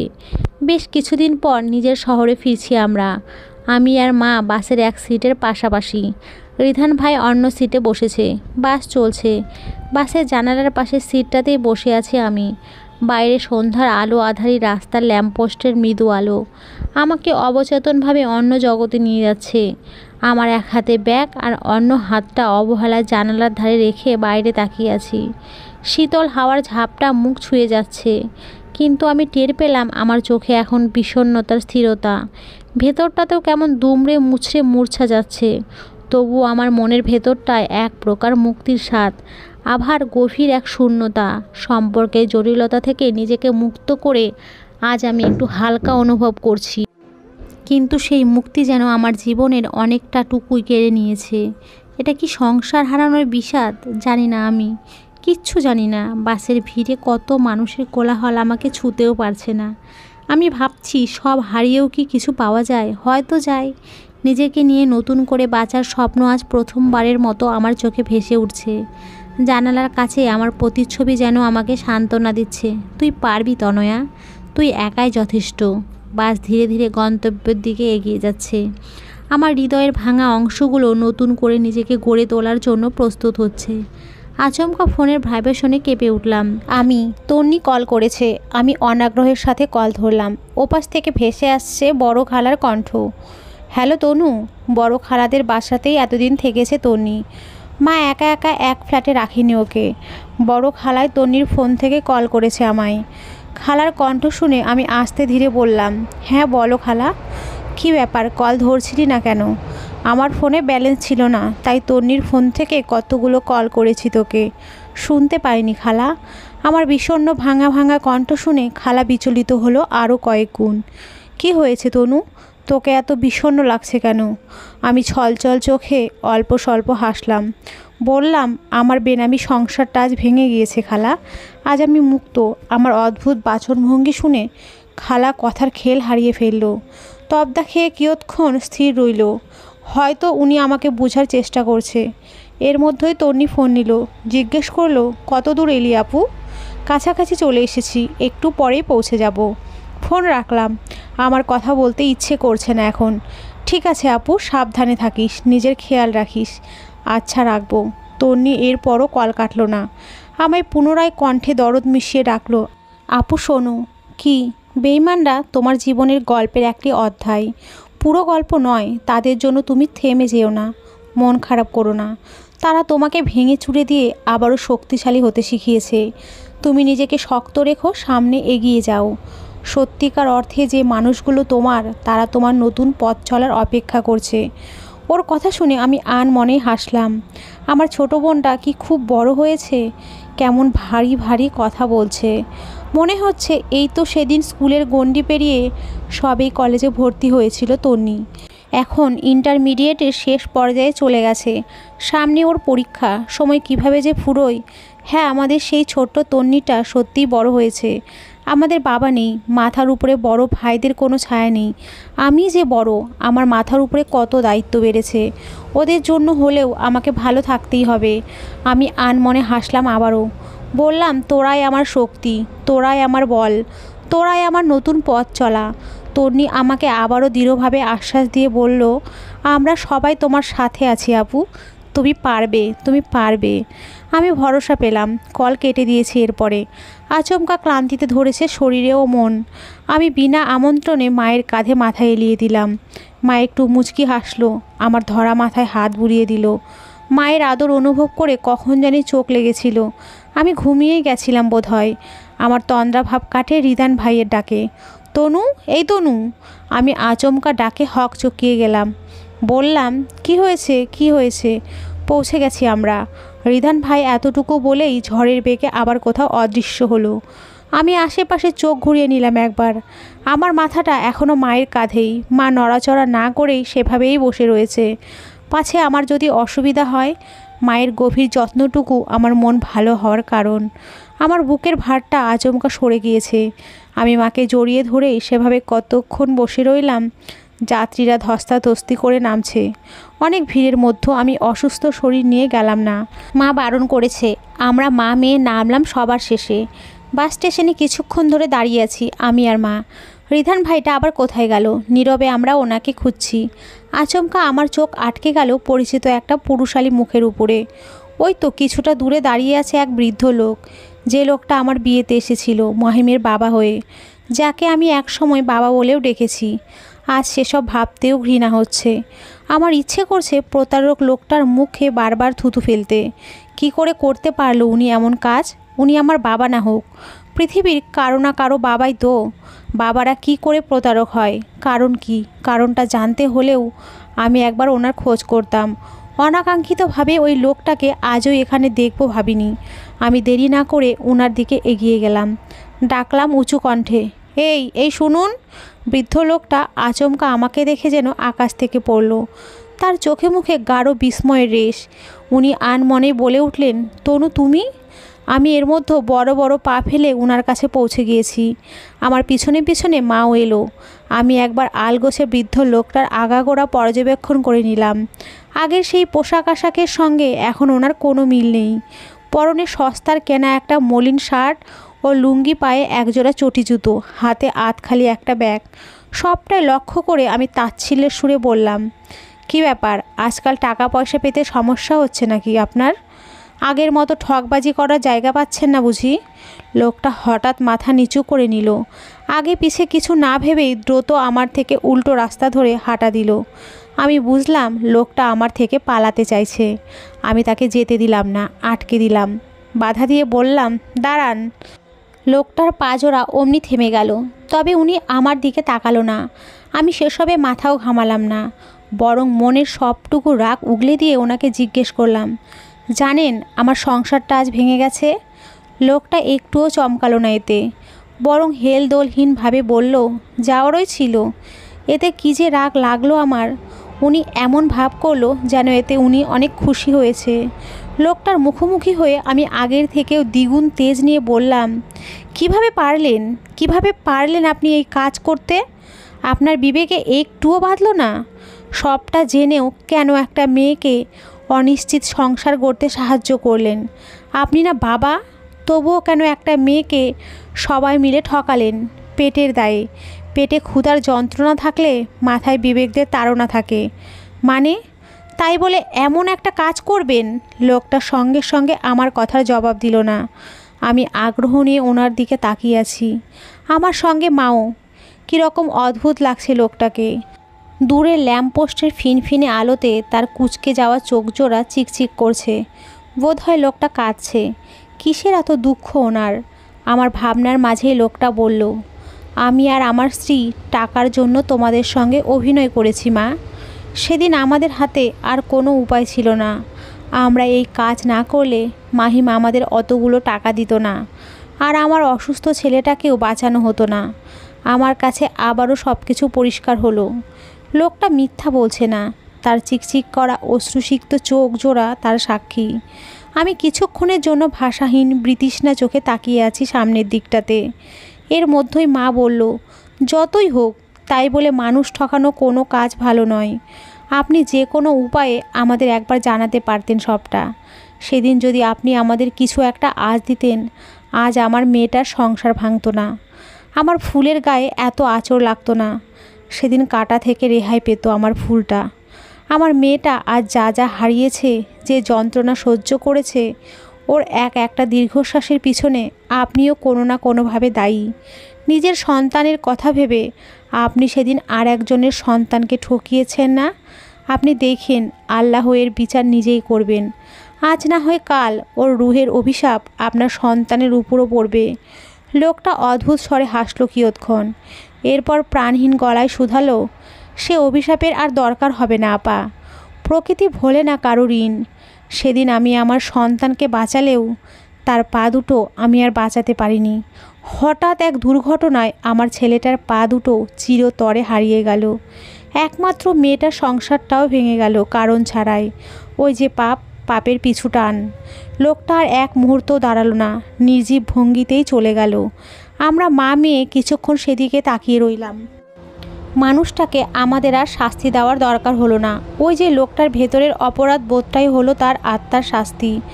আত্মায় যদি অসুখ থাকে, মানুষ কিভাবে ভালো থাকে, তাকে নিয়ে আমাদের আর বেশিক্ষণ ভাবা হলো না। আমাদের কি আর এত সময় আছে? আমরা যে নিজ নিজ জগতে ব্যস্ত। ইতিমধ্যে রিধান ভাই এলো কোত্থেকে যেন রিক্সা নিয়ে, সঙ্গে এনেছে দুটো কাটা ডাব। আমার হাতে একটা দিল, মায়ের হাতে একটা দিল। আমার এতক্ষণ বড়ই জল তেষ্টা লেগেছিল। লোকটা বুঝি খেয়াল করছিল। এত রাতে ডাব পেল কই? আমি এত শত না ভেবেই ডাবের পানিটা তৃপ্তি করে খেয়ে নিলাম। রিধান ভাইকে আর একটু আগের ব্যাপারে জানালাম না। গল্পের আসল লেখিকা সুমাইয়া আফরিন ঐশী। লোকটা বড়ই ঘাড়তেরা, ওনাকে চিনলে ঝামেলা করবে। অতৃপ্ত মানুষটাকে আমি আর অশান্তি পোহাতে দিলাম না। তার প্রতি আমার আর কোনো রাগ অনুরাগ নেই। আমার পাওনা যে আমার রব নিজেই আগে আগে পুষিয়ে দিয়েছে। নিশ্চয়ই রব সর্বশ্রেষ্ঠ বিচারক। রবের নিকট সকল কাজের ন্যায় বিচার পাওয়া যায়, আমিও পাবো।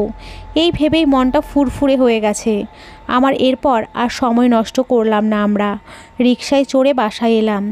আমাদের সঙ্গে ব্যাগপত্র নিয়ে রিধান ভাইও এসেছে। উনি থাকবে না যদিও, একটু পরেই বোধহয় চলে যাবে নিজ বাসাতে। বাসায় আমি ফুরফুরে মেজাজে এলেও আমার মেজাজে রদ বদল হলো কিছুক্ষণের মধ্যেই। আমাদের উপস্থিত টের পেয়েই মানুষজনের হামলা শুরু হলো। আশেপাশের ফ্ল্যাটের ভাবি এলো, চাচিরা এলো। ওরা আমায় কেউ কেউ দেখলো বাঁকা চোখে, কেউ বা আমার জন্য দুঃখ পেল।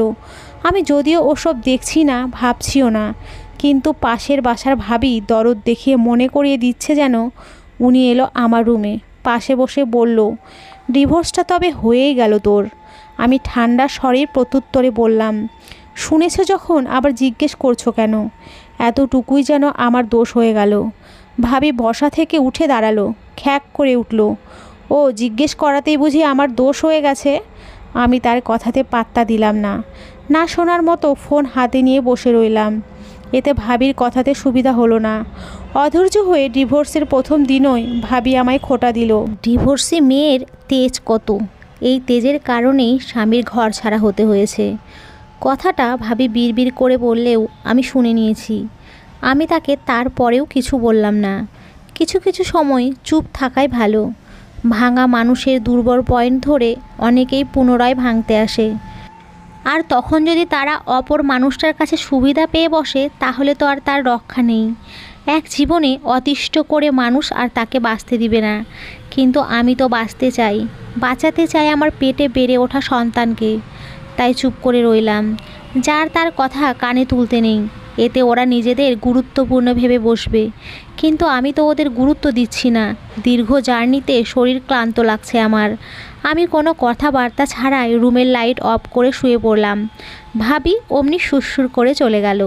জুৎসই জায়গা না পেয়ে আমি হাসলাম তার অপমানিত হওয়া ভোঁতা মুখটা দেখে।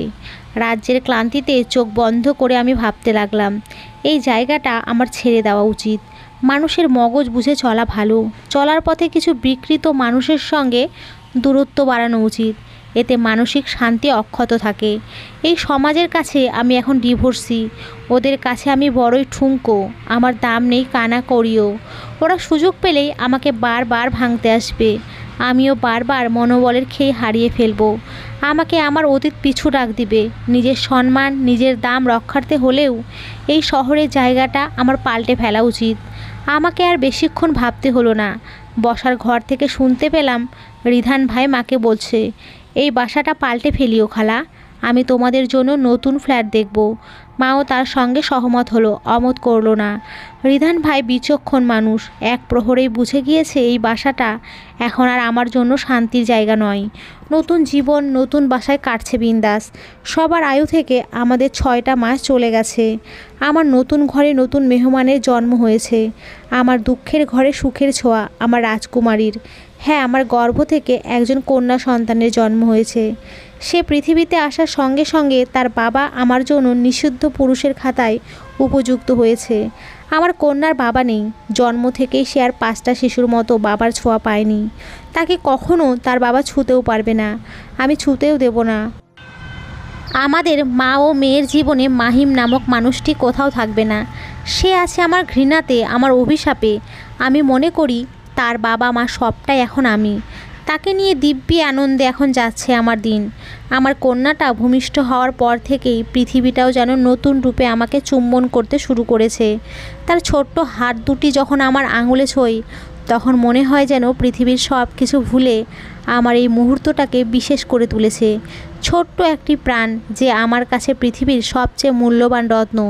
তার হাসি কান্না সব কিছু আমার এক নতুন পৃথিবীর সূচনা। মাতৃত্বের প্রতিটি দিন কষ্টের হলেও তার প্রতি মুহূর্তে ভালোবাসা আর দায়িত্বের গোপন শক্তি আমাকে এগিয়ে নিয়ে যায়। এই সন্তান আমার অজানা শক্তি, আমার অমৃত। তার মাঝে আমি এত সুখের সন্ধান খুঁজে পাওয়াতে আমি তার নাম রেখেছি সুখ। ও আমার শুধু সুখ নয়, সুখ পাখি। আমি তাকে নিজের মতো পুষে বড় করব। পৃথিবীর সকল কিছুর সঙ্গে আমি তাকে পরিচিত করব।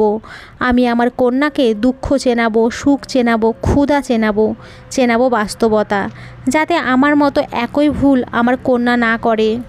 তাকে ঘিরে যে আমার হাজারটা কল্পনা জল্পনা। অদ্ভুত এই আনন্দের মাঝে আমার কাঁধে দায়িত্বটাও বেড়েছে। সে ছাড়াও আমার পাশে আমার মা রয়েছে, ছোট বোন রয়েছে। বড় হওয়ার সুবাদে তাদের দায়িত্বও আমার। ছোট বোনটা বড় হচ্ছে, তার সামনে পরীক্ষা, এরপর বিয়ে শাদিরও একটা ব্যাপার আছে। এতগুলো মানুষ নিয়ে বসে আর কতকাল খাওয়া যায়। আমার মাথার উপর যে বাবার ছায়া নেই। আমার বট বৃক্ষটা হারিয়ে গেছে সেই কবেই। রেখে গিয়েছে পেনশনের সামান্য কিছু টাকা। আমার বাবা স্কুল মাস্টার ছিল, মা ওটা দিয়েই রয়ে সয়ে চলছে। আমি ভাবছি কি করা যায়। আমি এর মধ্যেই বিভিন্ন জায়গায় চাকরির জন্য দরখাস্ত করেছি, কিন্তু ভালো ফলাফল আসেনি এখনও। যা এসেছিল সেই স্বল্প বেতনে আমার পোষাবে না। এই নিয়ে আমি একটু চিন্তিতও বটে। ভালো চাকরি পাওয়ার সুযোগ নেই। আমার অনার্স কমপ্লিট হতে এখনও আমার 1.5-2 বছর বাকি। আমার পড়ালেখা শেষ হয়নি এখনও। মাত্রই ইন্টারমিডিয়েট সার্টিফিকেট দিয়ে ভালো চাকরি পাওয়াটাও বিলাসিতা। আমি কী যে করি। যতই হোক লেখাপড়াটাও চালিয়ে যেতে হবে। এর মাঝে যে কোনো একটা কাজ করাও সময়ের দাবি হিসেবে দাঁড়িয়েছে আমার জন্য। কোনো দিকে উপায়ন্তর না পেয়ে বসন্তের এক বিকালে মাকে বললাম, ভালো চাকরি তো পাচ্ছি না মা, কি করব বলো তো। মা অনেকক্ষণ ভেবে বলল, তোর জন্য এখন চাকরি পাওয়াটা মুশকিল হয়ে যাবে। চাকরি খোঁজা বাদ দিয়ে কোচিং সেন্টার খুলতে পারিস, শহরে এটা ভালোই চলবে। আমি ভেবে দেখলাম মায়ের আইডিয়াটা খারাপ না। আমি সেই মোতাবেক এগোলাম। বাসার কাছাকাছি একটা ঘর ভাড়া নিলাম। সেখানে খুলে ফেললাম কোচিং সেন্টার।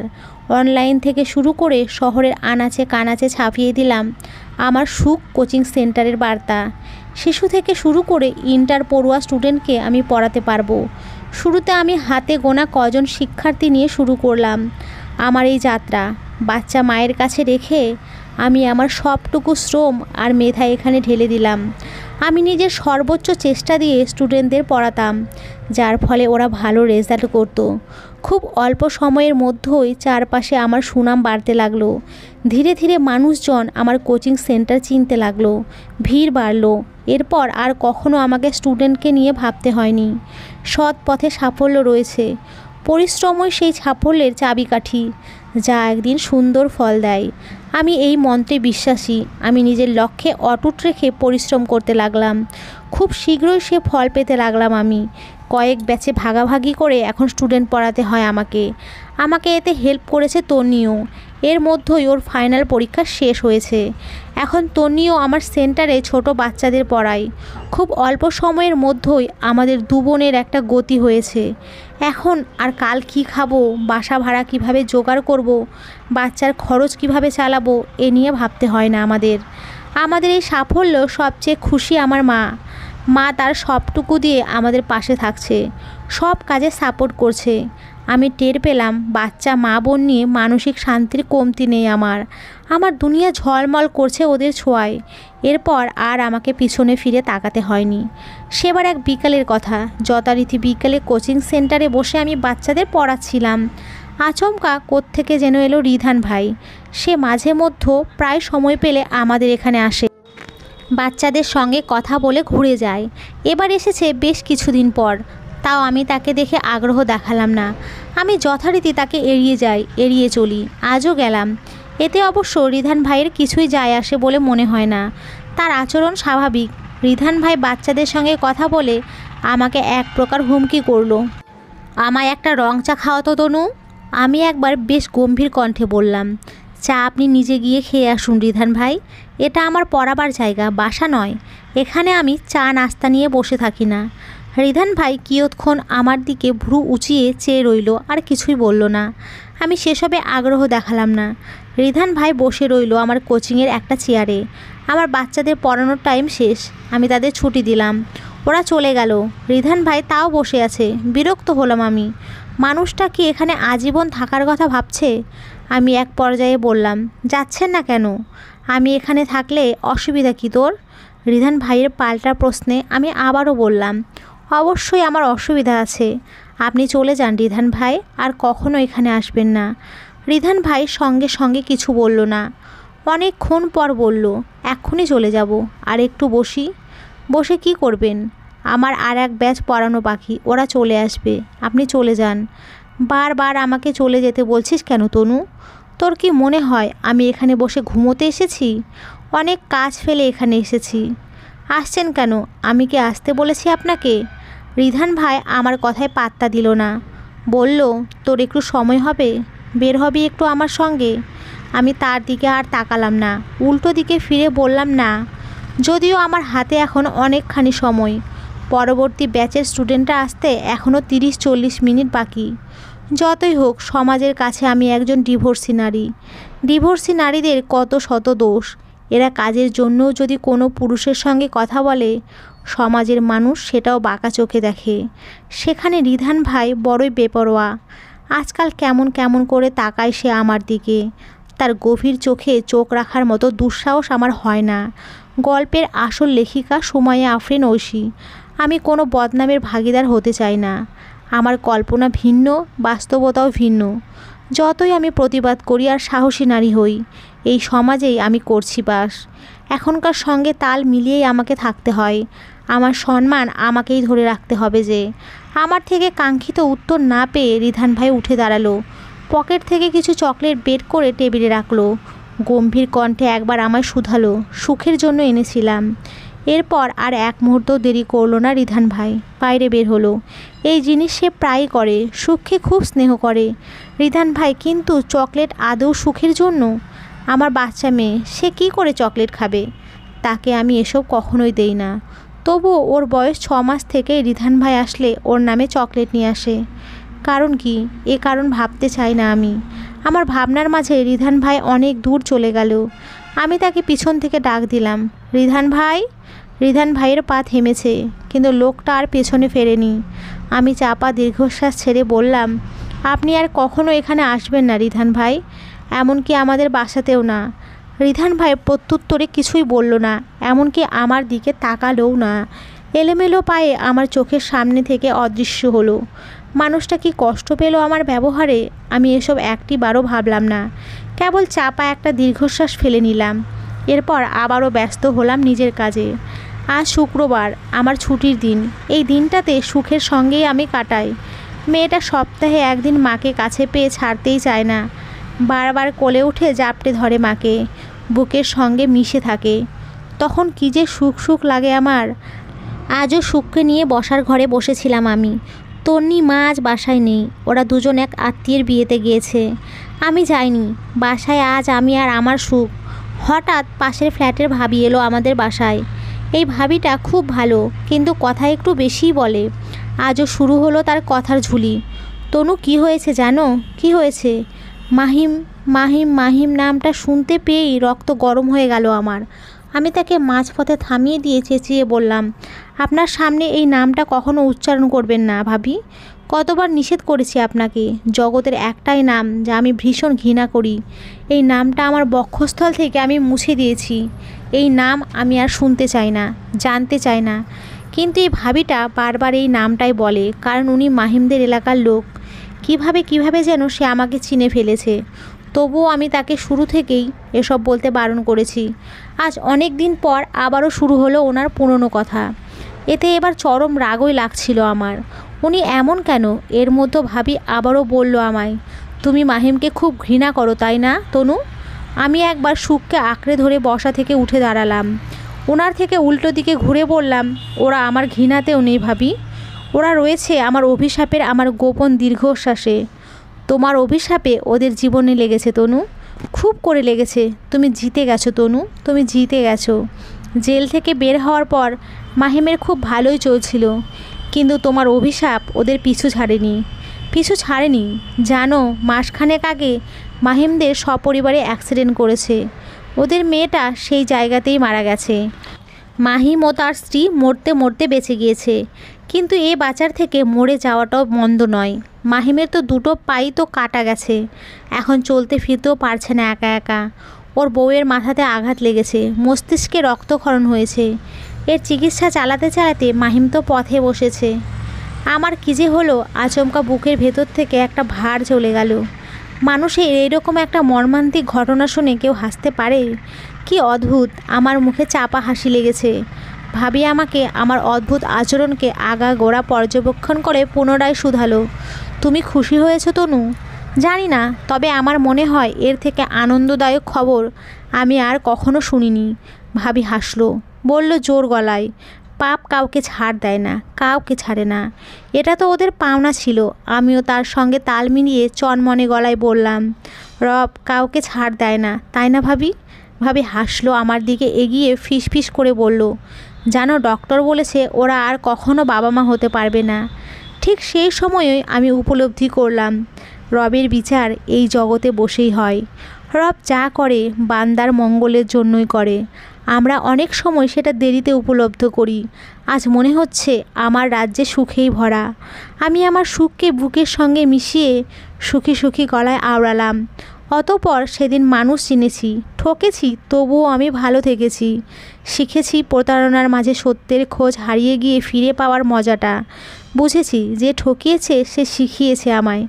বিশ্বাস ভাঙলে কেমন করে গড়া যায়, তাই তো আজ বলি, নিশ্চিন্ত মনে ঠকেছি বলে তবু সুখে আছি প্রাণ ভরে। বন্ধুরা, বিয়ে হলো একটি জীবন মেয়াদী চুক্তি, যা জীবনের সবচেয়ে গুরুত্বপূর্ণ অধ্যায়। তাই এই বিষয়টাতে আমাদের সবচেয়ে বেশি সচেতন হওয়া উচিত। এই তো আজকাল শহরের আনাচে কানাচে নিত্য নতুন মুখ, অহরহ অপরিচিতদের সঙ্গেই আমাদের বসবাস। তারা আমাদের জানে না, আমরাও তাদের জানি না।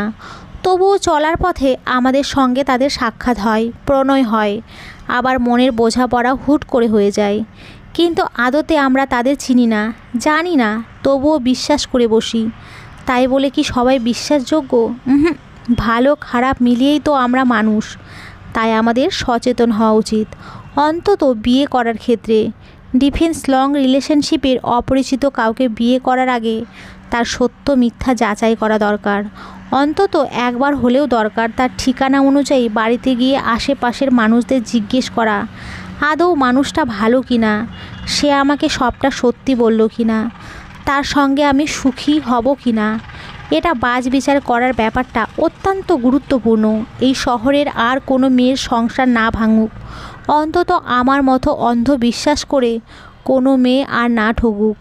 সংসার হোক সুখের, জীবন সঙ্গী হোক বিশ্বস্ত, জীবনসঙ্গী মানেই তো সেই মানুষ যার উপস্থিতি শুধু আপনার পাশে থাকা নয়, বরং আপনার মানসিক শান্তি ও সান্ত্বনার উৎস হয়ে ওঠা। যাই হোক, সব মিলিয়ে গল্পটা কেমন ছিল, সবার কেমন লেগেছে অবশ্যই কমেন্ট করে জানাবেন। সকলে খুব ভালো থাকবেন, সুস্থ থাকবেন এবং হাসি খুশি থাকবেন। সকলকে অসংখ্য ধন্যবাদ।